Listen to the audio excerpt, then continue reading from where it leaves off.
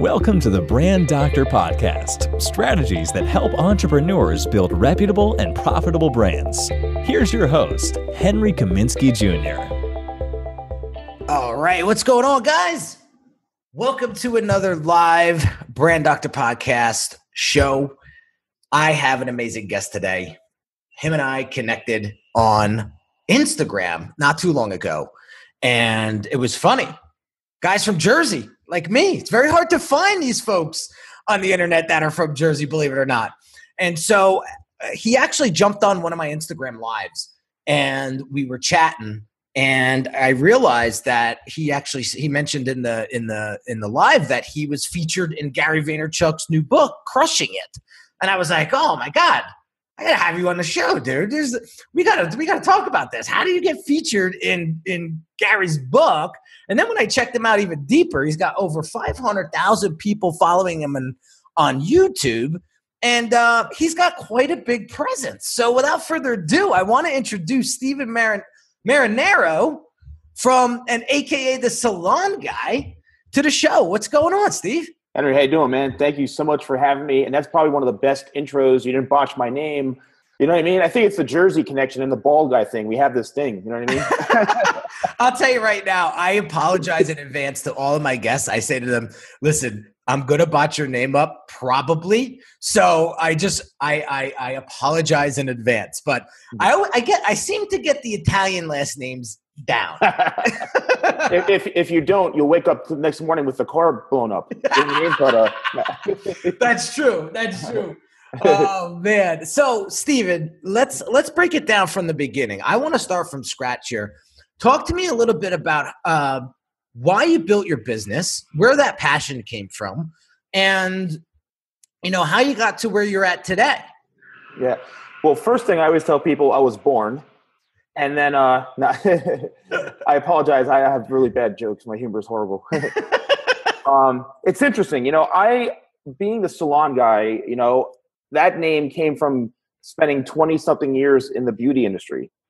And how I got into the beauty industry was having a crush on a girl who worked at a hair salon down the street from where I lived at a very, very young age. And right out of high school, I had graduated high school, and I would walk by this place. It wasn't considered stalking back then. And I would see her from a distance, like pretty far away. And she had this striking jet black hair. And I was like, my gosh, that girl's like beautiful. And I was sure it wasn't my wife? Hey, I don't think so. You're describing my wife here. Yeah. So I was like, I want to go in there to meet her. I need an angle. So my angle was I want to go in there and just get a job, like taking out the trash or cleaning up. I went in there and two things happened. One, I realized she was like 30 years older than I was. And she realized, oh, this is literally just a kid. So that instant like flirting from like 100 feet away or whatever just ended right then and there. And they were like, are you a hairstylist? I'm like, what do you know? I'm a high school graduate. I'm looking for a job. And they're like, well, like, we'll take you on just to kind of, what are you doing? And at the time I was a nightclub DJ. I was DJing at one of the biggest nightclubs, New York, Limelight in New York. Yeah. City. Yep. Yeah. I was a raver, a big partier and stuff like that. And so I didn't have my career path really set, but I was still doing stuff. And that was what introduced me to the salon industry. Then I went to school for it, went to cosmetology school, worked at that salon part-time. I continued to DJ. I chose the nightlife over working at some point, which kind of messed things up a little bit. Mm-hmm. And then that really is what started my career into the salon industry, going to hair shows, finding a mentor. Like the things I learned when I was first in the industry from having my mentor are literally things that people still wouldn't even want to do to this day. Like this guy challenged me, which was like lifelong lessons that I learned from what I had to do to even get to the point where I was at. And, by 2021, I was working for L'Oreal, and which my mentor was working for L'Oreal because I was like, I want to do just what you're doing. He was like, you need 3 years experience of working in a salon. That 3 years was like my apprenticeship, my mentorship from him, like the worst of the worst I ever experienced. And, that really is what got me into the industry. I actually left the beauty industry after about 6-7 years in. I wanted to be a hero. I went into public safety. I went to law enforcement. After 9/11, I got out, and then I came back into the salon industry. It was a tough for me to get back into as far as my hands and my craft. And then what really started the Salon Guy was based off of a tragedy. And a lot of successful entrepreneurs, they start they have this really, really low, and then they bring themselves back up and rise up. A lot of successful people, rappers, like they've all either been homeless, they've been broke, some major tragedy. I was adopted, and my mother who adopted me had passed away, right? And it was really tough for me because this is a woman who I spent my whole life caring for, and she was a widow, little Italian woman, but she was like a little tank, she was a great woman. She was in her 50s when she adopted me, so she was in her late 80s when she passed. And I said, I want to do something that is going to be in memory of her, that's going to be 100% in on me. Went onto YouTube, randomly typed in motivational speeches, and I found Gary doing his speech, like it was a Web 2.0 thing, and it was like, stop doing stuff you hate. Learned he had a book called Crush It, and I was like, this is it, read Crush It. Step 1, buy a video camera, start putting yourself out there. I literally followed that book to a T, and I spent about 3.5 to 4 years building up the Salon Guy, having no idea really how to do it, because I was one of the first guys on the internet in my industry to start putting out hair content and stuff like that. And then it was just, the last 9.5 years has been just the hustle, the blood, sweat, and tears, the sweat equity. The last 3.5 to 4 years is when I finally embraced how to become a business and how to make money off of my brand. And, so it's just been a long, long journey. I'm at the happiest stage right now because I'm all in on myself 100%, but I'm also the most stressed out. I work 7 days a week. It's literally, trying to get the clients, as trying to get them is one thing and trying to keep them is just as hard. So in a nutshell, that is basically how I've, and there's a lot of different things which we'll talk about involved in those different phases of my life. But in a nutshell, that's kind of my legacy of who I am. I love it. And so let me ask you a question, because there's a lot of, I really love the simplicity that you have when it comes to your brand itself. And it's the Salon Guy. Like, that's you, the Salon Guy. And so what went into developing that name? I want to talk about that first. And then I want to get into how the hell that you built up 500,000 followers on YouTube. Yeah. Well, I have always been a name guy. Like, even to this day, it just comes to me. It's one of those things I'm really, really good. In 1990, sometimes I forget about things I've done. Like, I forget. In 1999, I created the first ever search engine and directory of hair salons on the internet called salonsearch.com. Okay. Literally the best name you could possibly have for what it is. It still exists. I'd like to sell it, to be honest with you, but it's literally a directory of hair salons, and I just came up with Salon Search. And Salon Guy, I was thinking to myself, like, what do I call myself? Because I'm in that industry. I need a hook. I need like something about me. And I was like, I don't know, like the salon guy. Like, that's who I am. I just love how simple it is, and it's straight to the point. People know exactly who you are. And it was funny. I was actually watching a Gary Vee video the other day, and he was talking about crushing it. And I know you're featured in that book. And he was like, yeah, it's like Salon Guy on YouTube, as he said in his presentation. And I was like, holy shit, but he's going to be on the show on Monday. That's pretty awesome. That's pretty awesome. So I just love how you just had this natural, this natural instinct to create simplicity. And I think at the end of the day, all of our clients out there are looking for simplicity. Like, how can we help them relieve the anxiety and make things more simple in their lives? Because I think today we're just inundated with ads and inundated with information. How the hell does one keep it simple? Right. And so I feel like that's one of your superpowers, which I will definitely shed some light on in a second. But now talk to me about how you built up 500,000 subscribers on YouTube. Yeah. Everybody is really fascinated with numbers on YouTube. And it's, honestly, it's taken me, I feel like when I look at other YouTubers that I should have 2-3 million subscribers, to be honest with you. I've been on YouTube 9.5 years. The first 3 to 4 years at least, I really had no idea about, I mean, some of my videos I go back to, I don't even have any meta tags, like hardly anything in the descriptions. Like I had no idea what optimization was on YouTube. Like I really had no idea. What really started to help me grow, which doesn't happen for everyone, was the opportunities that I had, the publicity that I had, which I all did on my own, right? Connecting myself. I had the best advice ever from a friend of mine I haven't talked to in a while. When I first started the Salon Guy, my whole goal was to I was putting out motivational videos and I was putting out hair videos of me like in my basement. And I was like, I want to take this out. I want to start going and interviewing other people. So I would go to like a salon owner and I go visit their salon, talk about business stuff. And then I started going to events and, I was like, hey, I'm Steven, a salon guy with, Bob, the salon owner, and Bob, the salon owner, blah, blah. So people were recognizing me. I was building up my credibility of like the salon guy. It's so cool. Until somebody, my friend who was on TV, a TV show, he said to me, he goes, you need to start attaching yourself to stuff that's much bigger than you. I'm like, what are you talking about? He's like, you got to interview celebrities. You got to do this. You got to do that. I'm like, how on earth do I even do that? Simple formula.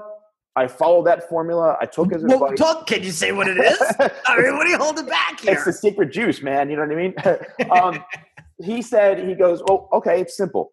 If you want to go to I did 8 seasons of Mercedes-Benz Fashion Week, covering Fashion Week in New York.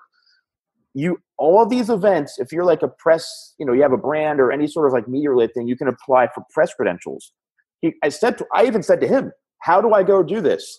He goes, apply for press credentials, go with a video camera, go with a microphone, and try to interview celebrities.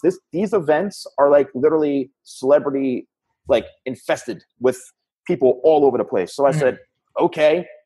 I went in, I got the press credentials. I'm walking around and you look at the front row. He's like, look for the front row. I see a buffet of celebrities. This is so long ago, man. I've interviewed Alyssa Milano. I've interviewed Regis. Oh my God, man. Who else? There's so many people. The list goes on and on and on. And I just started interviewing them. And now the Salon Guy is with Regis, or the Salon Guy is right. And so did you just have the guy owns to go up to them and be like, yeah, hey, my name's the Salon Guy. And you just start whipping questions out? So here's the thing is you literally have 3 to 5 seconds to pitch yourself because these people are all guarded by a PR person.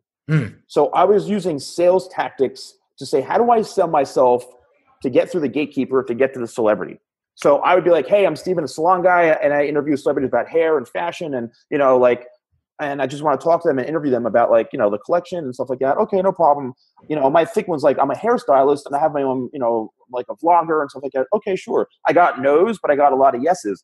And sometimes I went directly to the celebrity themselves or the high profile guest. And before you know it, hey guys, I'm, Steven, a salon guy here, and I'm here with so-and-so and so-and-so. I would just ask them unique questions. It was very personable. I joked around with them. I was building my own personality of me being on camera.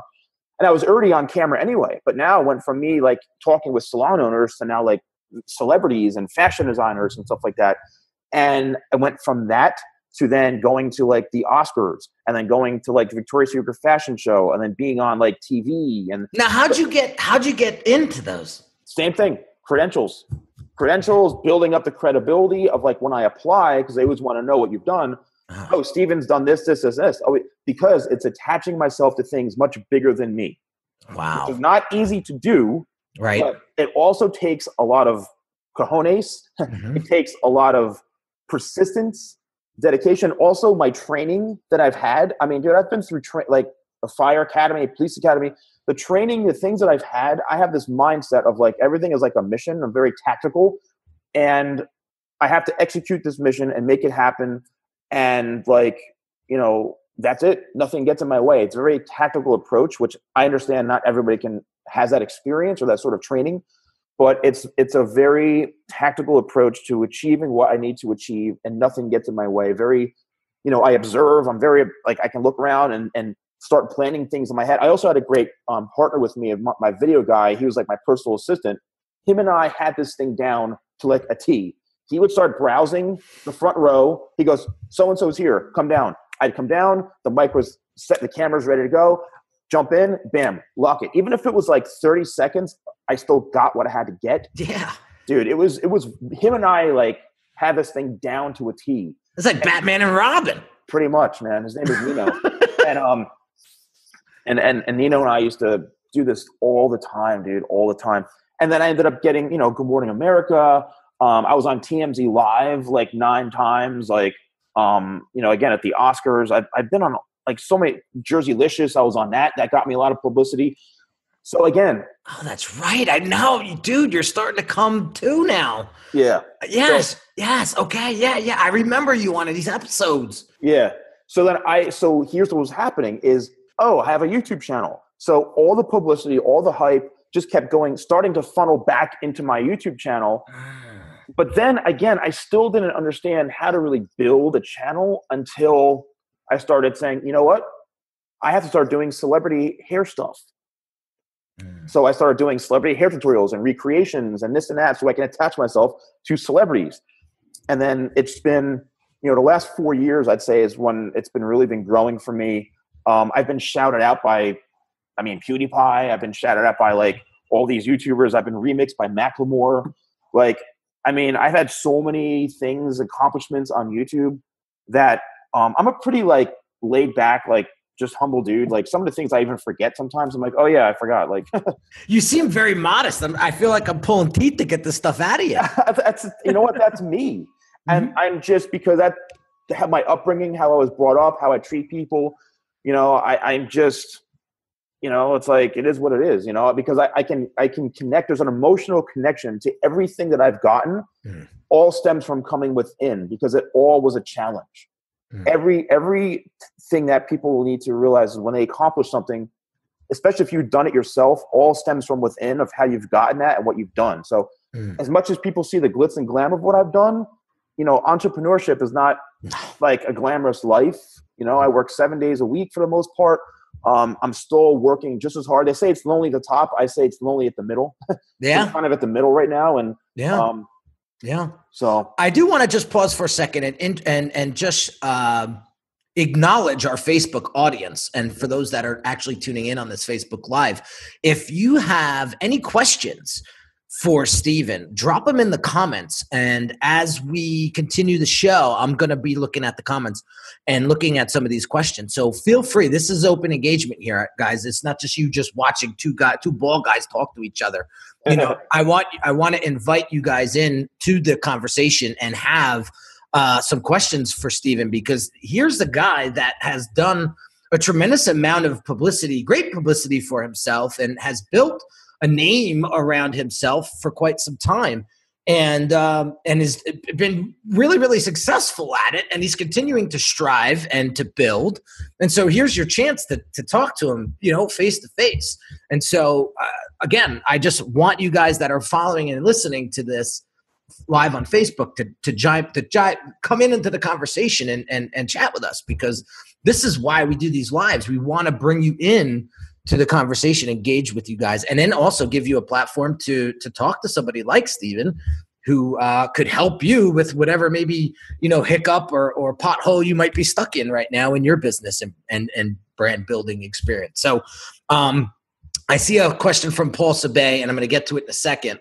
So one of the things, Steven, that I'm seeing from the outside is that you are a very humble and modest guy. And I think that I think this is a Jersey thing, to be honest with you, that I think that like when we talk about these types of things, out loud, it comes across as if we're bragging, and Jersey kind of gets that, that reputation that, we're loud and obnoxious and, we like to brag and we like to flash and, those types of things. But it's not real. It's not true. But I think a lot of the stuff, when I was coming up, I had the same issue. So I'll give you a quick example. I tell this story a lot, but as I was getting coached by my mentors, they were saying the same thing. Like, you got to get your personality out there. You got to share your experiences out there. And it's funny, me and my wife, we were driving down the street. We were going to Home Depot. We were renovating our new bathroom. And I was watching a Gary Vee video on my phone, and she heard him talking about documenting and this and that and sharing your story and getting out there and showcasing and blah, blah, blah. And she says, Henry, you've been doing this for 8.5 years at the time. She says, why aren't you talking about your successes, your failures, how you grew this business from absolutely nothing? And it was that day that I was like, we got to do this. And so I had the same problem. I had the same mindset. Like, well, one, who the hell's going to listen to me? Like, and who cares? I'm not that special. Number two, working with Bon Jovi's team and working for Fabio Viviani and Russell Brunson and all these people, like, who cares? People are going to be like, he's showing off. He's bragging. And it's just like, no, that's all in your head. Like, strip all that crap out and look at it from a helpful, like, you're helping these people and you're sharing your experience. So you're building credibility. And so you're building ethos. And that was one of the things that I wanted to talk about, in this conversation with you. When my mentor was coaching me in this particular area of branding, he was like, you are a tremendous wealth of information. You even said it offline. And the thing that you're missing is ethos. And I was like, what is ethos?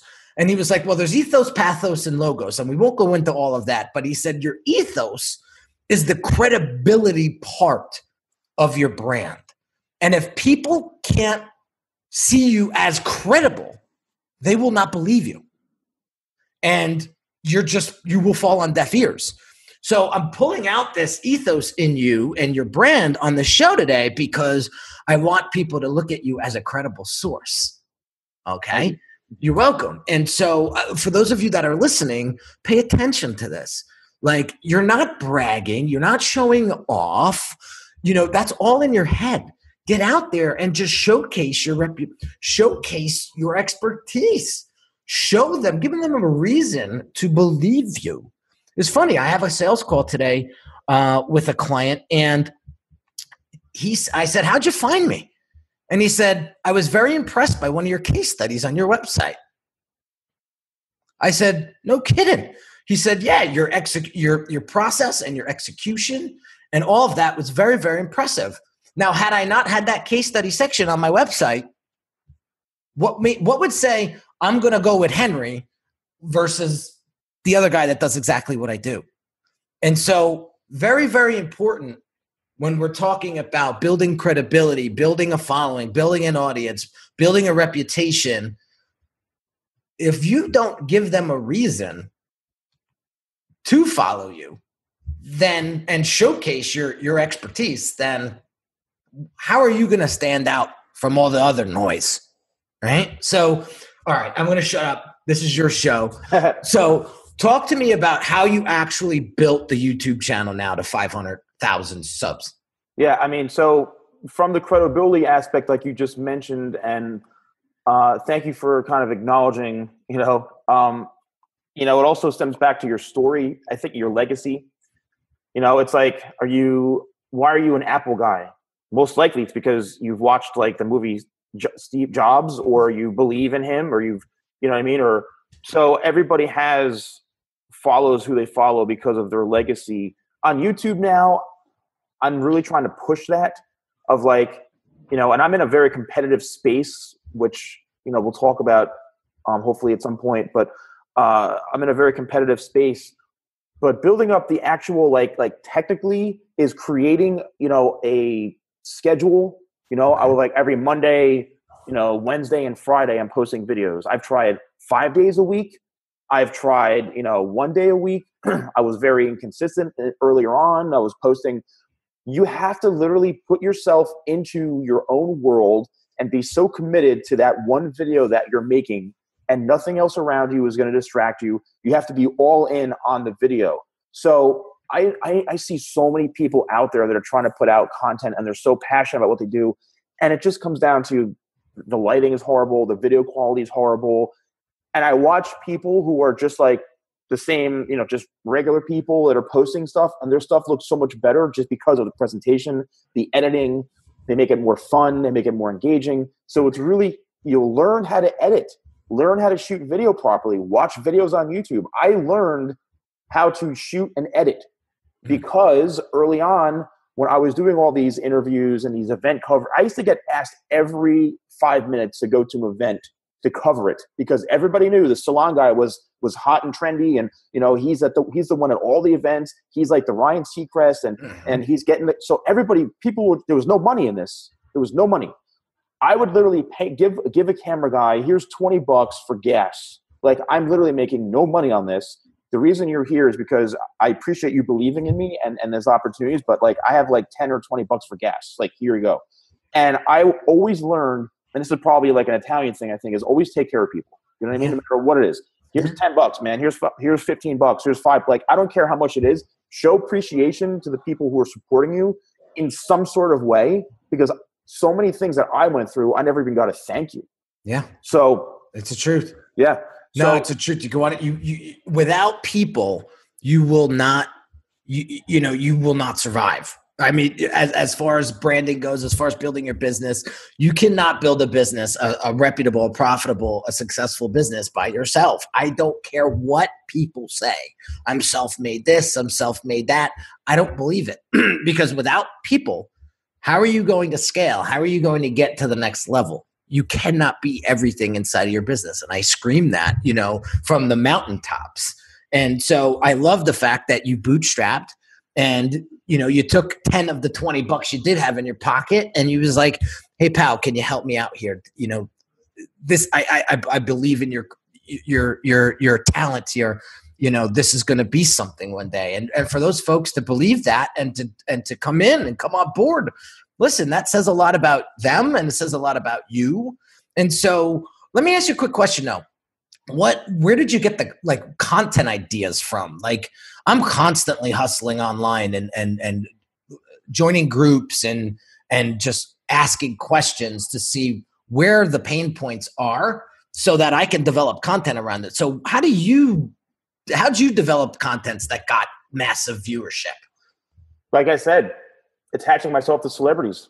That's it. So people saw the celebrities. So you connected so this is great. Russell Brunson talks about this in his book. Yeah. You elevated your status by getting around higher caliber, higher status people. Yep. And that literally just from association brought you to the next level. I mean, I've seen it 1,000 times. Russell Brunson talks about me a lot. And Branson? I'm sorry. Yeah, no, Brunson from the ClickFunnels. And a lot of folks that come into my world, I ask how you found me, and they say, "Oh, well, Russell talked about you on his podcast, or Russell had you in one of his videos, or Russell." And I said to myself, "Okay, so look at what happened here. I'm basically now associated with Russell as the funnel guy. He coined me as the $1 million brander, and I never played up on that." That name. I should have played up on that name a lot, but just goes to show when you get around the right people, the right thing starts to happen. Right. Yeah, so you hang around. Yeah. So I got a couple questions here. Paul Sabay, he's awesome. He always comes on the show and he's always asking great questions. So I want to get to a couple questions here. We're kind of at the halfway mark. What top 3 events do you enjoy going to hone in on your craft? Well, being that, I'm by trade a hairstylist, I used to go to like trade shows, but, and I haven't been doing a lot of event coverage as of now, just because honestly, there's no money in it. I mean, and I'm more of an entrepreneur right now. And for those like 3 to 4 years of going to events, I literally was spending money. Like, I was not making any money unless I went to a brand and say, hey, I'm going to be at the Oscars. And I started to learn after a while, hey, I'm going to be at the Oscars. How would you like to sponsor my content? And then be like, what do you mean? I'm like, well, when's the next time you're going to be attached to the Oscars? Pay me $2,000 to be in my video. And literally I put your logo at the beginning of my video and give you a shout out while I'm on the red carpet at the Oscars. So I like that. Yeah. That's fancy footwork right there, my friend. That's great thinking. because I mean, and that, I probably could get double that now. Like, you know, so I was thinking to myself, because how am I going to go to LA, pay for my travel, pay for my hotel, my room board, like pay for a camera guy? How am I going to pay for all this? So even if somebody paid me $2,000, like I probably made zero on that because it all went to the experience. But at the same time, I would say to people, hey, guess what? You're on my team. You're also going to you're going to be involved with what I'm doing. So it's worth some value to you. You know what I mean? Right. Now, listen, you put that on your resume. You put that in your experience bucket. Like, that makes sense. Okay, good. So lately I've been going to a lot more like business networking events, things that where there are more opportunities for me. I know I can go to mostly even outside of my industry now, because I'm so much more on the entrepreneur mindset, the social media stuff, the branding, the business, you know. I like to be like featured. Sometimes people bring me on as a guest. They'll be like, you know, so I think going to events, you have to really make sure it's going to be worth your while at this point. If you're paying for it, if you're asked to go to one, you have to make sure it's going to be like something that you're going to get something out of, and that it's going to be the right move for you to do with your time. Okay, good stuff. All right, I have another question from Lee Scott. He says, hey, Steven, do you have any advice for Twitter? It seems to be a constant struggle for me to get any engagement. I have had to wade through mud to get to 92 followers.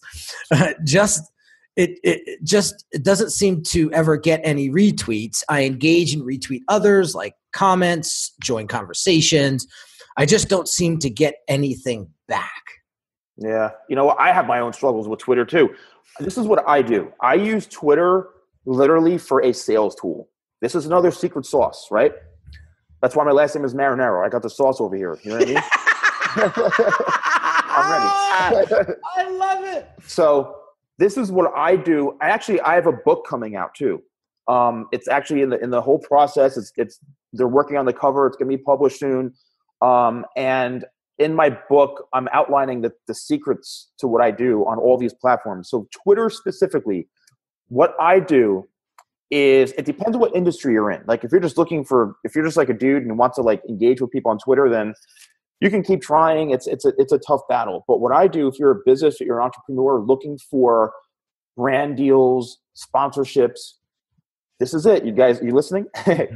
Tweet directly at the brand you want to work with. Hey, at Nike, I'm looking to do some sponsored content or work with you guys creating some content. Who can I reach out to? All of a sudden, at Nike responds, oh, hey, thanks for reaching out, you know, email, blah, blah, blah. Some of my biggest deals that I've landed is literally direct tweeting to brands, because you think, one, it's public. If they don't respond, they may think, oh, we're going to look bad. We have to respond. Next thing you know, that translates into either a no, we're not interested, or like, yeah, let's do something. Interesting. Okay, cool. So he's in the luxury watch strap business. Okay. Lee's a client of mine. He's a phenomenal designer, and he's created these beautiful luxury watch straps for Rolexes. And I mean, they're just built with just such quality, and he's doing one hell of a job on Instagram. I don't know if we're connected on Twitter yet, Lee, but we will make that happen after today's live. So some of the brands that I could see him connecting with is like some of the high-end fashion Instagram pages, right? How can they collab together? You know, we would have to take some time and strategize that out and figure out how could Lee be of value to them and vice versa, right? Like, but I could see him reaching out to Rolex directly, right? Give that a whirl. You never freaking know. But then look at some of the indirect connections there inside of the luxury watch world as well, right? Yep. There's actually a guy on YouTube who just had me on his show. He's doing a podcast, and he reviews watches. He's like a watch guy, and so there's a lot of people. There's like these monthly boxes of fashion that get watches. There's so many watch companies on the internet now that are just sending influencer stuff for free just to get a review. So it's connecting with those brands, maybe those watch companies, building some influencer marketing. One of my clients, actually, because I still see clients privately, I do their hair and stuff. One of my clients is the CFO of Rolex. Mm. So, I mean, we talk about stuff all the time. And he tells me, I ask him business questions about about the company and about Rolex and all sorts of stuff. And even like technical questions about like vendors and things like that. Like there's so much information that I've learned about just that company, that brand of who they work with. How it's amazing. That's awesome. Yeah. So it's again, it's networking, it's connected with folks, it's getting out there. It's that DM. I mean, Gary does talk about that a lot lately. You know, the connections, the relationships, you know, they're all in the DM, you know, that direct message, the private message, you know, taking the conversation from public to private and just creating that relationship. You know, I put a post out on Instagram last Friday, you know, I said relationships first, business second. And if you can have that mentality and be patient enough to have that mentality, you're going to start to build up a lot of great relationships that are going to spiral into other opportunities. And so you just got to be patient and you got to go into the relationship, not with the mentality of what can this person do for me, but to go into the relationship and say, how can I help this person? And that was a big mindset thing for me. All right. I'll be honest with you. When I was coming up, I came up in the nightlife industry too, believe it or not. I was the one that did all the nightclub flyers for everybody for 5-6 years straight, you know, and I had all the accounts in New Jersey, New York, all of them. I used to do Packies. I used to do QXTs for 8 years. I was a main floor DJ there. I did the Melody Bar in New Brunswick. Yeah. So it's funny. It's funny how it's ironic how we both came up in that industry. And so, you know, but here's was my mentality, right? What can they do for me?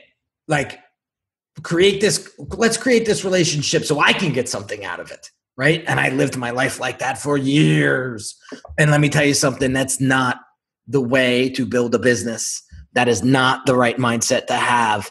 And when you can let that go and release that and put it on, just erase that and be more of a servant leader, that's one of the things that I've just been consuming tremendously and just watching all of the successful entrepreneurs in 2018 and beyond. They're coming from this serving. What can I do for you? I know when I'm working with an excellent client, when they come on into my world and they say, how can I help you? You know, Fabio Viviani the other day said something beautiful on the phone. He said to me, Henry, what are you trying to do for the next 6 months?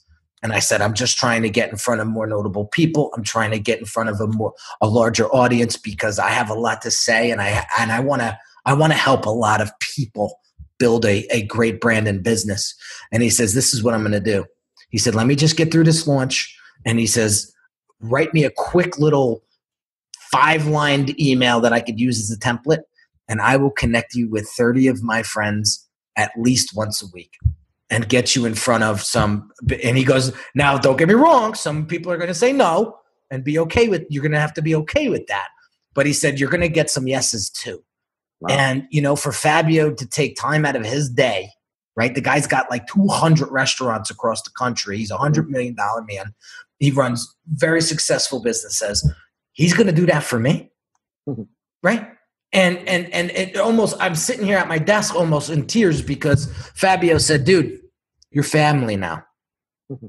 And like I could cry now just thinking about it. And I got to think about those things and how blessed I am and grateful I am for those people to want to do that. But that's great leadership. That's how those folks got to where they're at, not by taking, right? Yep. There's a big lesson learned. So I don't want to skip this, but we are wrapping up and we gotta start wrapping up here. How the hell did you get featured in Gary's book, Crushing It? I feel like we're just getting started.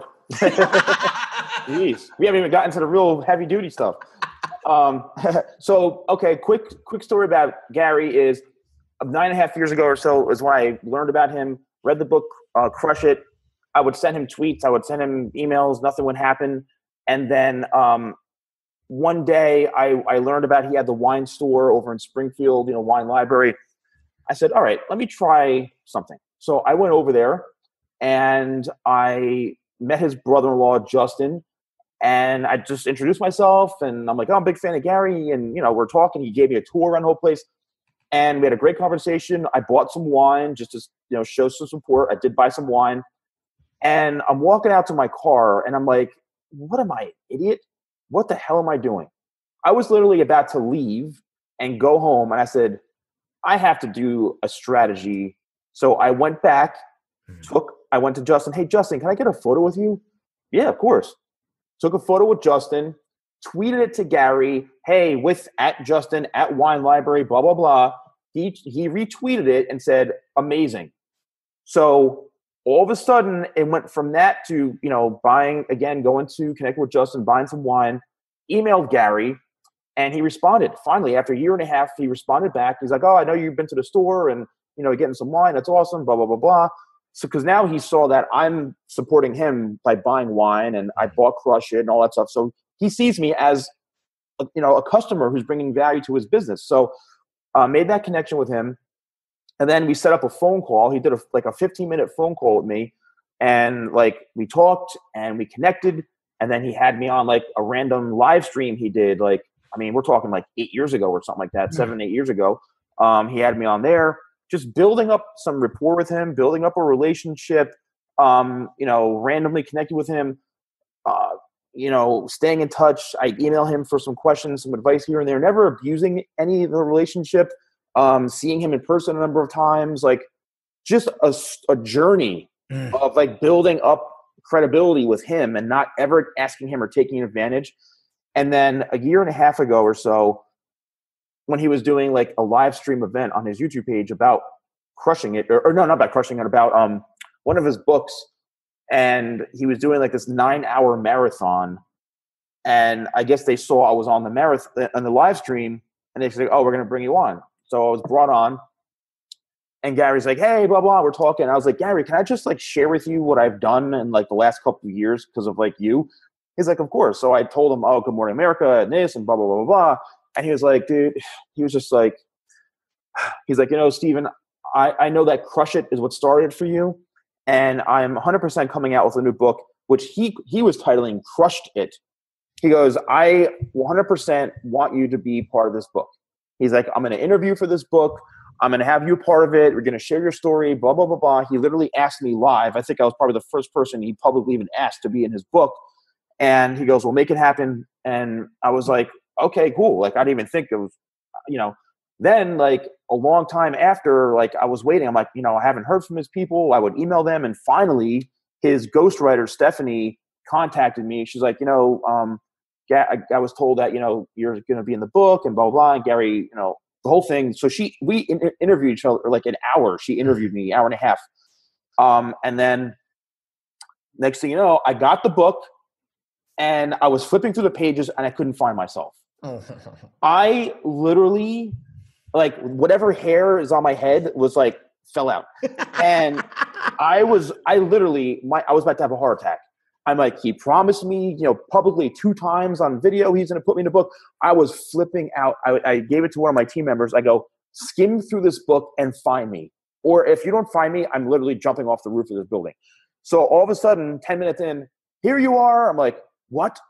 So I go in. Now, I thought I was going to have a bigger portion in the book, not to be super, whatever, but just she interviewed me for so long. And I guess there were so many hundreds of people, I guess, they had talked to or whatever. And there's the blurb. It's a nice blurb about me, and a nice section, a quote. A lot of people have been quoting my quote that was in there. That was it, man. Building a relationship with him. So I want to highlight that to the folks that are listening and watching, how important it is to, again, be patient, create a relationship with an influencer out of pure love, not expecting anything in return. I love the approach that you gave first. I mean, you basically used his teachings and his education on him. And not like you did it maliciously by any means, but you came first with value. And that is something that when people say, And that's his big thing, 51-49. I want to help you 51% all the time. And that's some of the things that we need to do as entrepreneurs when we're building our brand. I don't care if you just started. I don't care if you're 10 years in like we are. You're 20 something years in, right? Like that should never stop. I think that look at John Paul LaGeorgia. Is it LaGeorgia? LaGeorgia. Yeah. Like when I saw that documentary on him, I think it was Netflix it was on my cable. It was on demand. I could not believe this guy lived out of his car twice. And now he owns like tremendous. Oh my God, he's over 100 million, right? He might be in the billions at this point, right? But guy owns Patron, tequila, the whole nine, right? Dude, that guy just gives. And it's like the more this guy gives, the more opportunity he gets. Like the bigger he grows. And so I've been thinking about that a lot lately. And I said, how do I become part of that? How do I make Unique Designz part of something bigger? How do I make an impact? So I went around and I started looking at nonprofits. I started looking at things that I found that I wanted to contribute to because it not only makes me feel good, but I am impacting hundreds of people and thousands of people, and so I pick and choose what those things are wisely, but you got to give. Like, it's not this take mentality. You're never going to get anywhere. And it's funny when I see people walking around, like I was at this leadership dinner the other day, or this breakfast the other day. And, there were some folks out there that I just got this weird energy from, because it was like, take, versus like, let me just provide value to you, and so huge nuggets there. Just one thing about what you're saying, it's, I know Gary talks about that a lot, and, I have a flip side to that. It's very important to give value. As you and I have experienced, I know you have and I have, is climbing up that ladder of giving value. You start to realize that you could be potentially wasting a lot of your time and resources with certain things, right? Like, put this into context. What do you mean? Like, you're wasting your because it always comes back to, as entrepreneurs, ABC, always be closing. It comes back to being an entrepreneur. Even Gary, he says you basically use social media to sell shit. With all the stuff that he does goes back into, I've given you hours and hours of free information, buy my book. Mm-hmm. It all comes back to selling. And nobody really talks about that. But like when I'm like prospecting people, or I'm like looking at, like, I am, and it's not selfishly, but it's like I'm looking down the road saying, if I invest my time and resources to somebody, and literally nothing is going to come out from this from a business transaction down the road, just at this stage, being as busy and hungry as I am. And I do separate the two. Like, I'm more than happy to give advice to people. I'm more than happy to inspire people, motivate. But if I'm going to invest my time in giving value to somebody when I know nothing is going to come from it in the end at this stage, people have to realize that. Like, you may not be wasting your time, but like, you have to have a strategy even in giving value to someone. Well, here's the thing. Right? Like, here's the thing. I think eventually, like, if you don't ask, the answer is always no. Right? So if you just simply ask, you're going to be, you're going to win. You know what I mean? You're going to win. And so you just have to ask and continue to ask, and but always have that give more than I take. Yeah. I mean, that's it. And I don't look at it as wasting time. I did. I'm not going to lie. There was parts of my life and my career where I thought that I'm wasting my time with this person. They're not really taking it seriously, blah, blah, blah. And if that's the case, then, you simply part ways, and you're still buds, you you don't write them off, you know what I mean? But like, yeah, I think that the more I don't expect anything in return, the more I give. It's crazy. Like, and so you just have to have that mentality. It's a mindset thing. It's nothing else. And when you could play that and ask at the same time when it's appropriate, I think that's when you win. But I think for you, Stephen, it's getting out there, showing your credibility, showing your expertise, showing that you've been in the game for how long, you know what I mean? And you've learned so many different things along the way that there's a value to that people will pay top dollar for, because it saves them time, period. Like, I would much rather hire you to get me to where I want to be on YouTube, for example, because you proved to me that you have 500,000 people following you on YouTube. That tells me that you're freaking doing something right over there. Yeah. Right? Yeah. Now, I'll hire you before I go and try to figure all that out on myself. Yeah. I mean, it is what it is. So anyway, listen, we got to wrap this up. I want to just first and foremost thank you from the bottom of my heart for coming on the show, spend an hour of your day with me today, and just sharing just all the nuggets and value that you have. That's awesome. Thank you, man. And thank you, Henry, for having me on. And the love goes right back to you, not just being a Jersey bald guy. It goes right back, I really appreciate it. And, it's amazing how this happens so quickly. That's how the universe works. You just put it out there, and it was almost like no expectation. Just, hey, here's what it is. So thank you and I definitely want to do something with you at some point. I mean, whatever I can do. I'm watching your stuff now too. And I'm like, wow, you're really, really smart. You have a lot of good information. And, I'd love to continue the relationship, man. Yeah. Well, we're going to make that happen, hands down, without a doubt. So real quick, guys, I just want to do some quick housekeeping stuff. I hope you enjoyed today's show, and I hope you got some value out of it. If you did, please share it and subscribe to this podcast. And I appreciate that. And I thank you in advance for that. And if you get a quick second, if you can write a really quick written review on iTunes, I would greatly appreciate that. You have no idea what those little things do for not only me, but for the ability to get this message in front of more people.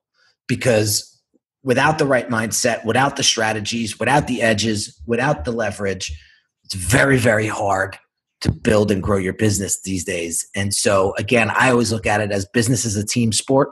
The more we can help each other, the more we're all going to grow. Because believe me when I tell you, there's enough bread to break. So for everyone. So have an awesome day, guys, and I will catch you on the next episode. You've been listening to the Brand Doctor Podcast with Henry Kaminski Jr. To get your appointment with the doctor, visit Brand Audit at www.uniquedesignz.net.